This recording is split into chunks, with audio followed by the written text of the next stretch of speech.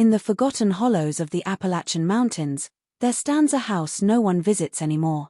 The windows are boarded shut, the porch half swallowed by weeds, and yet, some nights, a flicker of light is said to move behind the cracks as though the house still remembers. The wind there doesn't whisper, it mutters, dragging with it the taste of rot and something far older than decay. Locals say that the soil itself is sick, poisoned by the sins of the people who once lived upon it. It began with a boy. A quiet, thin creature with eyes too pale for daylight and a voice that carried like the echo of a secret. He was born into a family that shouldn't have existed, a lineage built on blood that folded in on itself, generation after generation, until the very veins ran wrong.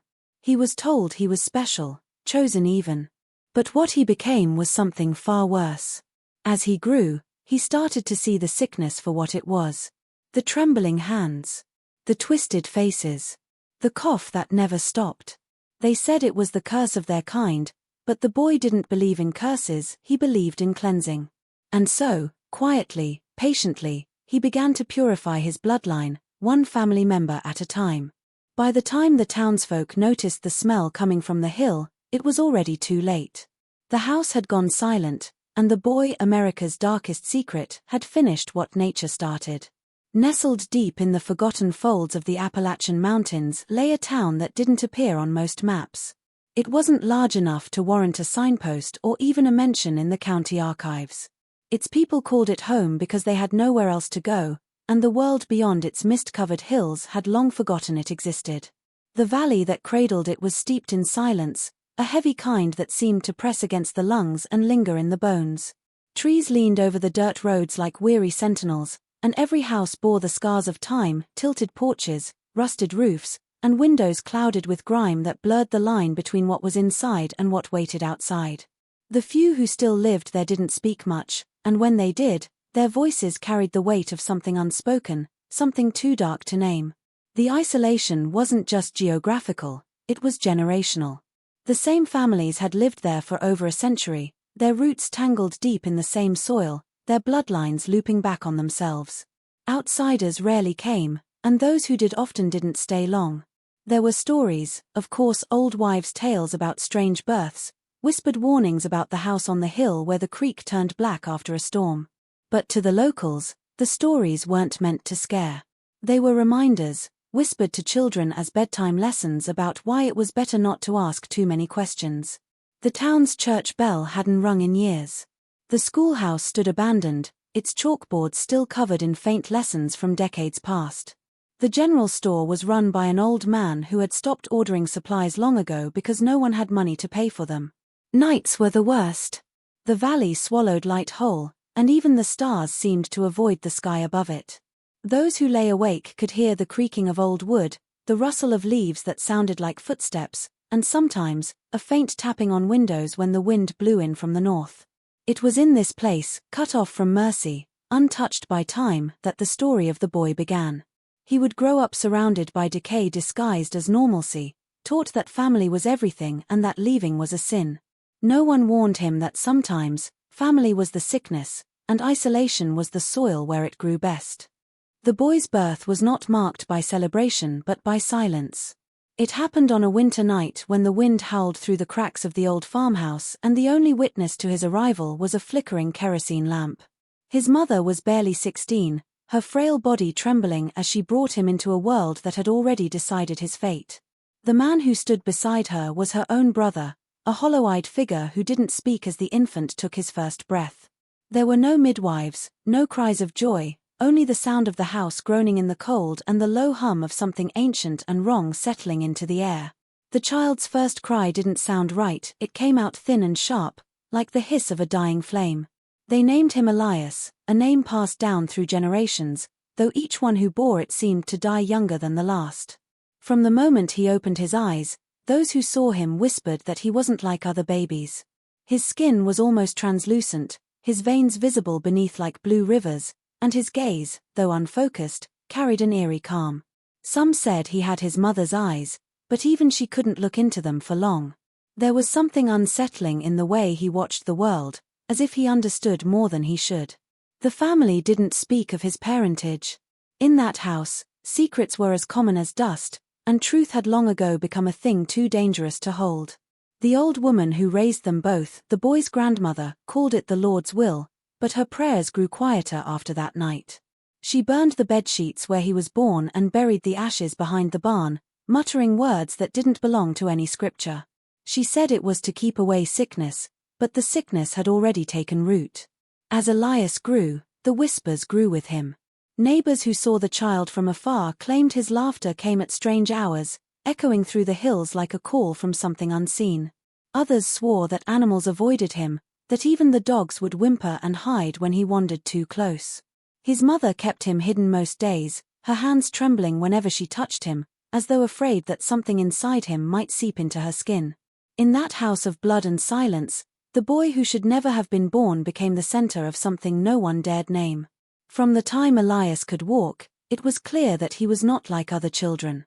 His skin stayed pale no matter how long he played beneath the sun, and his eyes carried a grayish tint that seemed to dull the world around him. There was a stillness about him that unsettled even those who didn't believe in curses. When he spoke, his words came slow and deliberate, as if he were choosing them from some hidden place deep inside. The other children avoided him, not out of cruelty but instinct, as if their bodies understood something their minds could not. He would watch them from a distance, his expression unreadable, his small hands clutching at the dirt as though the earth itself whispered to him. The old doctor from the nearest town visited once, at the grandmother's pleading. He examined the boy under the dim glow of a single lantern and said Elias was different.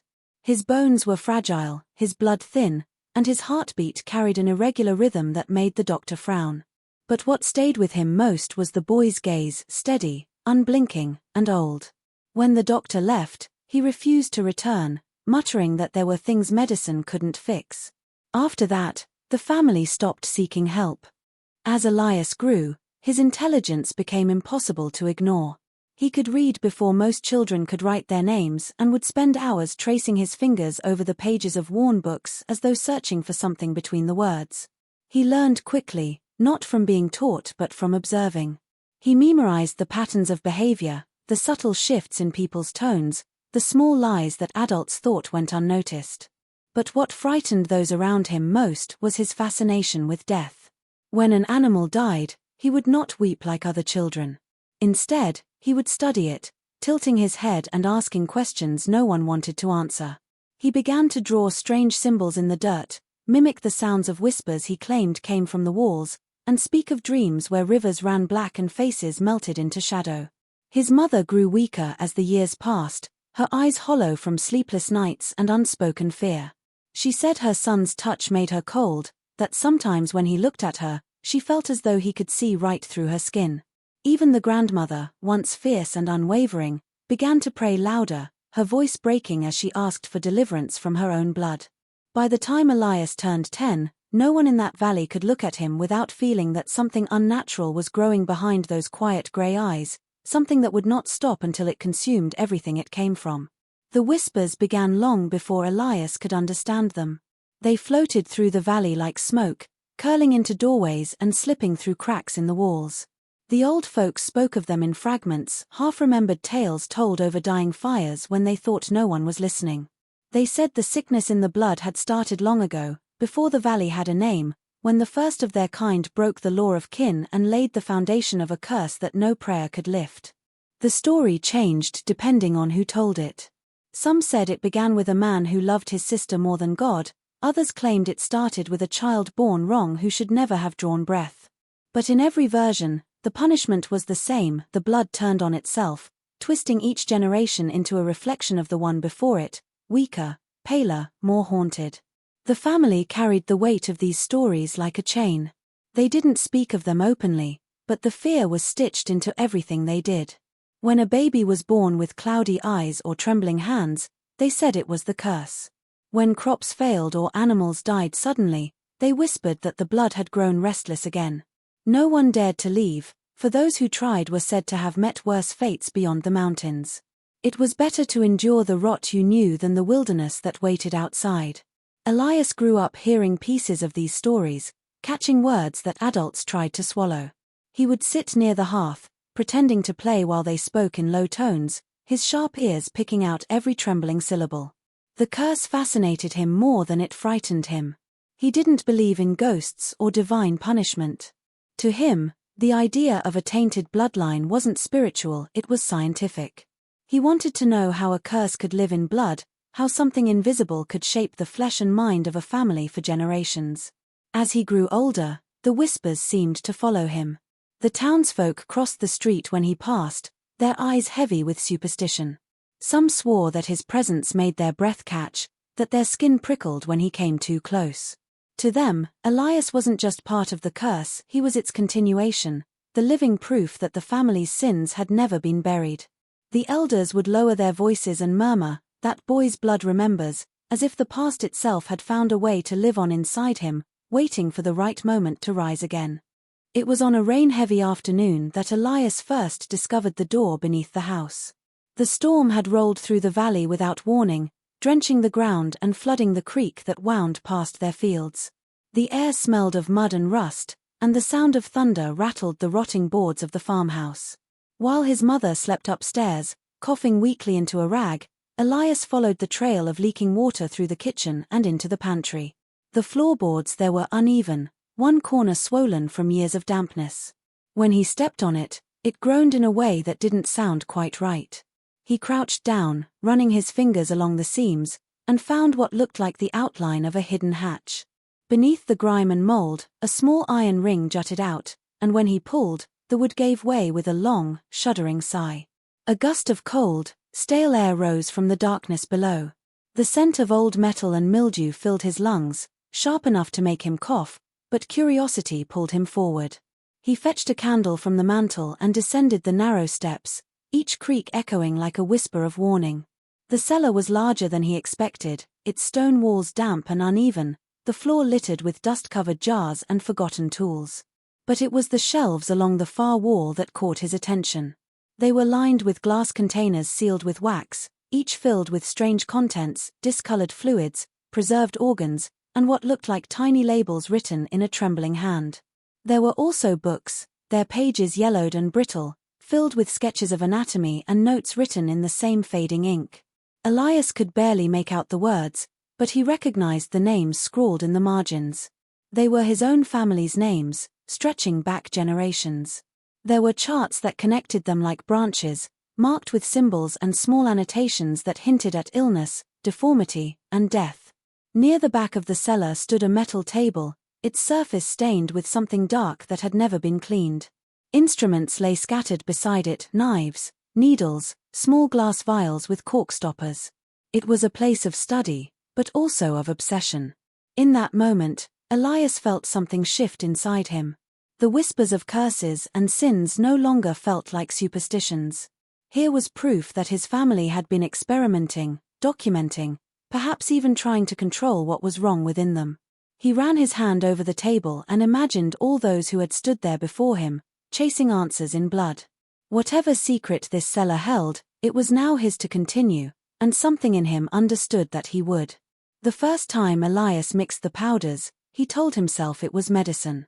The jars and notes he had found in the cellar were filled with precise instructions, measurements, reactions, observations that blurred the line between science and madness.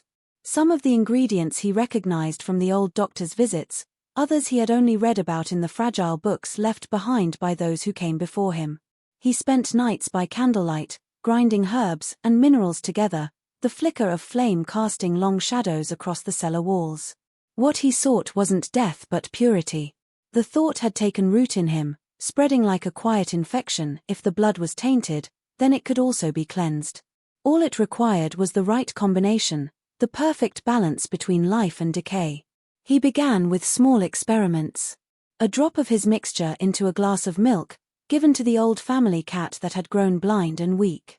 When it died the next morning, Elias didn't weep. He took notes instead, careful, deliberate, his handwriting steady as he documented the swelling of the tongue, the color of the eyes, the time of death.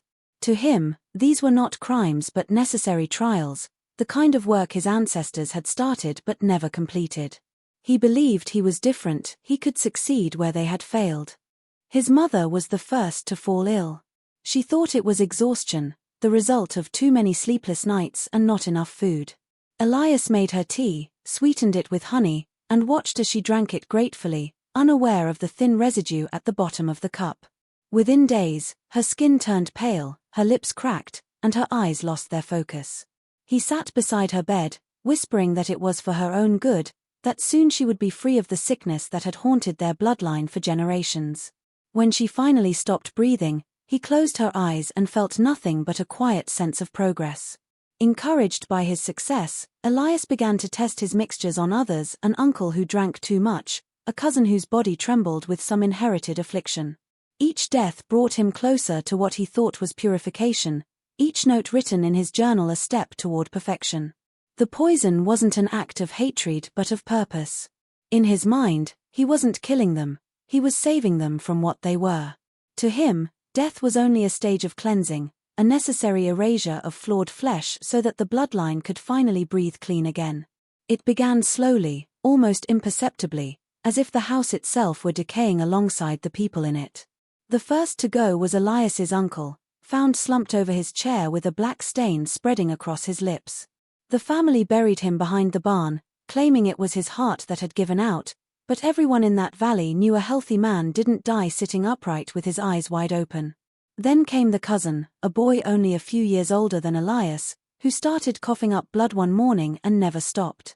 The grandmother called it the Lord's will, though her voice trembled when she said it. Death had become a visitor in the house, uninvited yet always expected, lingering in the air like mold on wet wood. Elias watched it all with quiet fascination. Each passing filled another page of his journal, each symptom carefully noted: the way the veins darkened, the speed at which the body stiffened, the moments before the final breath. He studied them as though they were lessons meant for him alone. His hands no longer shook when he prepared his mixtures. The cellar had become his sanctuary, the place where he felt most alive. He believed that what he was doing was working, that each death brought the family closer to purity. The poison, once just a blend of powders and liquids, had become sacred to him, a tool of transformation. The grandmother lasted longer than the rest. Her faith was strong, but her body was frail. She began to see shadows that weren't there, speaking to people who had been dead for years. Elias brought her food every night, her favorite soup, and sat by her side as she mumbled half-remembered prayers. When she finally passed, her eyes were open and fixed on him, as though she had seen something in him she could no longer deny. He buried her beside the others, marking each grave with nothing but a stone. Soon, the smell in the house grew unbearable. The walls seemed to sweat, the floors warped, and flies gathered where the air hung still. Elias didn't notice the rot the way others might have. To him, it was proof of his work, evidence that the old flesh was dying off so that something cleaner could take its place. When the last candle burned out in the cellar, he didn't relight it. The darkness didn't frighten him anymore. It felt familiar, almost welcoming, as though the house and all its ghosts had accepted him as the final heir of its sickness. By the time the valley's residents began to notice, the house on the hill had become a place of fear and rumor. For years, they had looked away, pretending the family's misfortunes were just the way of the world, the inevitable decay of isolated lives. But then animals began disappearing near the property, dogs yelped at night without cause, and the wind carried strange sounds: low, guttural moans, footsteps pacing across the floorboards, whispers that seemed almost human. People swore they glimpsed shadows moving behind boarded windows, glimpses of a boy too pale and still, watching them with those eyes that never seemed to blink. Mothers clutched their children tighter, men crossed themselves before passing the gate, and even the bravest of the young men avoided the hill after sundown. Rumors swirled quickly. Some claimed the family had been experimenting with dark medicines again, the way old journals described, or worse, that they had invited something unnatural into their home. A few ventured near, pretending curiosity, but few returned, and those who did were pale, shaking, and unable to speak of what they had seen. The town council, such as it was, tried to dismiss the stories, blaming the wind, the fevered imaginations of isolated minds, or even the growing madness of old age. But the sense of unease could not be ignored. The valley itself seemed to hold its breath when the house came into view, as though the land remembered the sins buried within it and refused to forgive. Children began to vanish from the outskirts of the valley, though no one spoke of it openly. People whispered that the boy on the hill had taken them, that his eyes could see the weakness in a person's blood before they even knew it themselves. Parents barred windows and doors, carrying talismans and charms, but the fear remained, creeping through the walls like a living thing. Even the church, long abandoned, saw strange gatherings, candles burning in impossible patterns, incense smoke twisting unnaturally, and the distant echo of chanting that could not be traced. Elias watched it all from behind the safety of his house, the center of the growing storm of suspicion. He understood more than anyone that the town's attention was dangerous, but he also felt a sense of triumph. They were finally noticing what he had known all along, that the family was not merely cursed, but active, alive with its own dark will.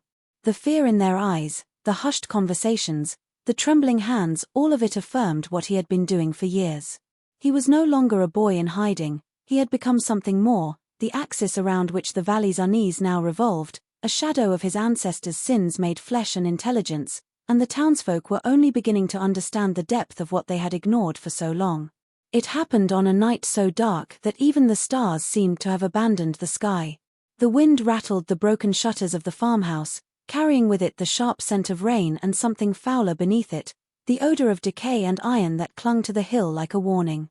Elias sat at the edge of the cellar stairs, the candle guttering beside him, casting jagged shadows on the walls lined with jars, instruments, and the brittle pages of old journals.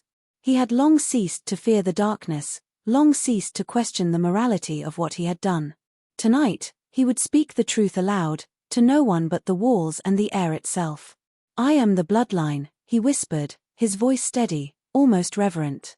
It carried a weight that made the house itself seem to listen. There had been no cries of sorrow from the family he had poisoned, no pleas for mercy. Each had died in silence, their bodies reduced to lessons, steps in a process that only he understood. To the boy, they had not been victims, they were collaborators in a ritual that stretched back generations, proof that the blood itself had demanded a final reckoning. When the first townsfolk came to the edge of the property, peering through gaps in the fence and whispering prayers to keep themselves safe, he did not hide. He allowed them to see him, pale and thin, his grey eyes reflecting candlelight like two pieces of ice. And when one brave or foolish neighbor shouted, demanding to know what had happened to the missing, the boy did not deny it. He told them exactly what he had done, not with guilt, not with shame, but with the pride of someone who had finally fulfilled his purpose. "My family was sick," he said, voice calm, almost tender. "I cured them." The words hung in the air, heavy and wrong, like a prayer that had been twisted before it could be completed. He spoke of the cellar, the powders, the mixtures, the slow, deliberate deaths that had been necessary to cleanse the blood. The neighbors stared, unable to comprehend the logic, their minds grasping at horror where he saw science. He told them that it was not murder but salvation, and when they ran, screaming and clutching their children, he watched them go with the same dispassionate fascination he had shown the animals he had studied as a child. In that moment, Elias became more than a boy. He became the living embodiment of the valley's darkest secret, a line of corruption made conscious, aware, and unapologetic. His confession was not a plea, it was a declaration, a final note in a long symphony of inherited madness. He had not broken the curse, he had become its final instrument, the culmination of every whispered warning, every trembling prayer, every shadow that had ever passed through the valley. In admitting the truth, he did not seek forgiveness, because he believed none was necessary, and in doing so, he cemented himself as a figure that the town would fear and whisper about for generations to come. Even after Elias was gone, the valley refused to breathe normally. The house on the hill sat empty, its windows boarded, the wind sweeping through its cracked walls carrying the faint, metallic tang of something long dead. Yet the shadow of what had occurred there did not leave. The soil beneath the farmhouse, turned and churned by years of hidden experiments, seemed to hold a memory of the boy's work, as if every drop of poison, every careful measurement, every deliberate death had seeped into the very earth itself. Crops near the property withered in strange patterns, animals avoided the area entirely, and sometimes the townsfolk reported seeing a flicker of movement behind the boarded windows, a grey shape that vanished when approached. Stranger still were the illnesses that began to spread through the valley. They were subtle at first, a cough that lingered too long, fevers that rose and fell without reason, but then they became more severe. Children were born pale, weak, their eyes dull and unseeing. Adults found their strength sapped in the middle of chores, muscles trembling with fatigue they could not explain. Doctors from outside, when finally called, could find no cause, no bacteria, no virus, no explanation that made sense. The townsfolk whispered that it was the bloodline itself, poisoned long ago by the boy who had believed he could cleanse it. They spoke in hushed tones of generational curse, of a contamination that no one could wash away, of a darkness that lingered long after the body that created it had ceased to exist. The house became more than a location, it became a symbol, a warning, a scar on the landscape. People avoided the hill, and the paths leading to it grew over with weeds, but even in absence, the influence of the boy's actions could be felt. Families that had never set foot near the property found themselves plagued with misfortune, accidents, illnesses that mirrored the deformities and ailments documented in the journals Elias had left behind. Some claimed they could hear faint scratching from beneath the floorboards, faint footsteps pacing the cellar, or a whisper that carried a chilling familiarity, as though the boy were still there, still watching, still continuing the work he had begun. And in the minds of the valley's residents, the story persisted, a shadow that would not fade. They told it to their children in fragments, careful to leave out the most horrifying details, but it always came back in dreams, a boy too pale for daylight, with grey eyes that never blinked, holding the power to twist blood and flesh alike. They did not speak of him openly, but every strange illness, every sudden death, every shadow that moved too quickly in the corner of the eye was traced, in some quiet corner of the mind, back to Elias. His legacy endured not through the bodies he had touched, but through the very air, the soil, the hidden veins of the valley, carrying forward a poison that no one could ever fully cleanse.